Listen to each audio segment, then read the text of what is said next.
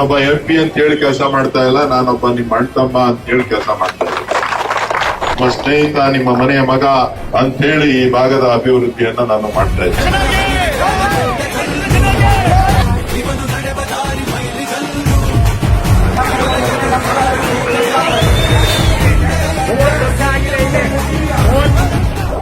$24 ಲಕ್ಷ ಕೋಟಿ ಹಣವನ್ನ ಕೇಂದ್ರಕ್ಕೆ ನಾವು ಕೊಟ್ಟಿದ್ದೇವೆ. ಅವರು ನಮಗೆ 2,92,000 ಕೋಟಿ ಹಣವನ್ನ ನಮಗೆ ವಾಪಸ್ಸು ಕರ್ನಾಟಕದ ಅಭಿವೃದ್ಧಿಗೆ ಅಂತ ಹೇಳಿ ಕೊಟ್ಟಿದ್ದಾರೆ. ಕನ್ನಡದ ಪರ ಹೋರಾಟ ಮಾಡ್ತಾ ಇರ್ತಕ್ಕಂಥವ್ರಿಗೆ ನೀವು ಆಶೀರ್ವಾದವನ್ನ ಮಾಡಬೇಕಾಗ್ತದೆ.